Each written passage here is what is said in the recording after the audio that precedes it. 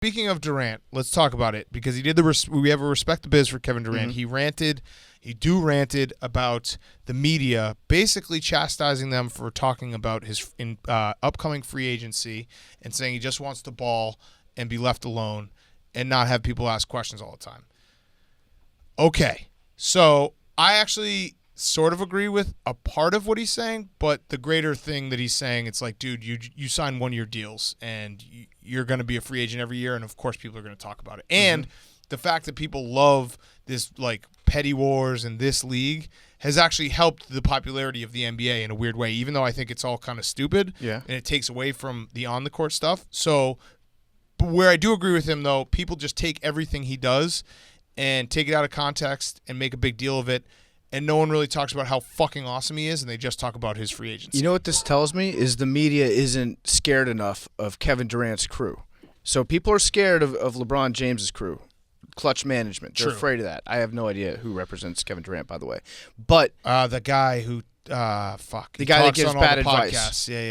Rich Kleiman. Okay, so what this tells me is the media doesn't respect Kevin Durant's like rep guards enough. Which, again, Kevin, come on the podcast. We're happy to be your muscle. Look what we did for Baker Mayfield. Absolutely. How many times has Colin Cowherd gone at him? I think that Kevin Durant, he has what it takes to be like an elite sports media blogger. He could be the fiery Richard Deitch. Right. Because he hates the media overall. And I think he's probably got some interesting things to say about it. So just use that platform, King. So do another Players Tribune thing and just roast Ethan Strauss and everybody else that you hate in the media. Just go off on him. By the way, poor Windhorse. Poor Windhorse. I don't know if you saw on the jump the other day. His name is not Windhorse. Brian, no, Windhorse. I know. Yeah. Like a horse. Poor Windhorse.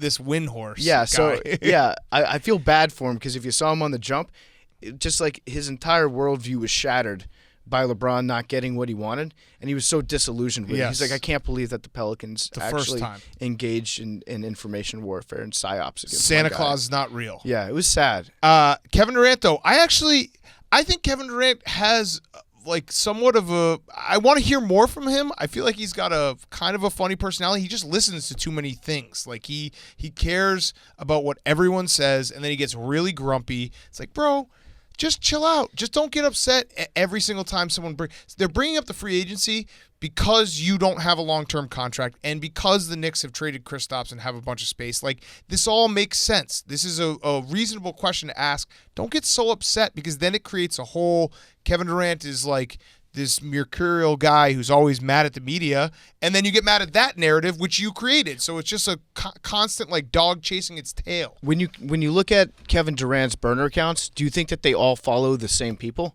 or do you think he has like different timelines? Timelines. I think he definitely has different timelines because he's taking in so much that it can't just be from like seeing the same thing over and over again. Right. He's reading it all. So I actually reached out to Kevin Durant and I heard back from him, and he had an all-time quote. So I was like, hey man, you should come on the podcast because we've been trying to get him on the podcast. It's been a little bit of a back and forth dance. And I said to him, you know, I kind of understand your point. Like I just said, I kind of understand that it's annoying that like if you like something on Instagram, it becomes a fucking story, and everything you say and every interaction you have with everyone becomes a story. It must be annoying being like, yeah, that happens to us every now and then. And he just said, you cannot compare to me, so you can't relate to me.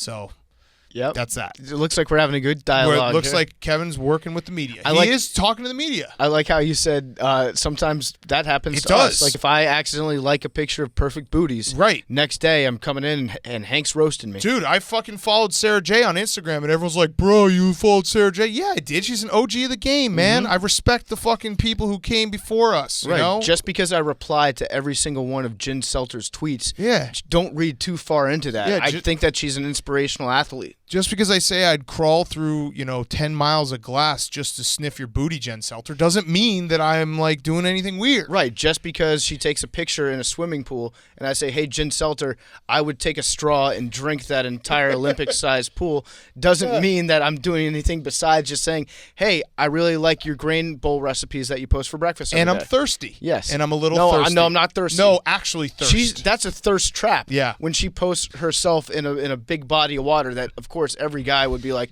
I want to drink that because it touched your butt. Yeah, verbal meme. Jen Selter in a pool with her butt sticking out. Oh, okay. And then Denzel Washington, hey, Jen, I didn't know you like to get wet. That's good. Yeah, for the meme. Come on, Jake. Ha, Jake. Ha, Jen. Yeah. I didn't know you like to get wet.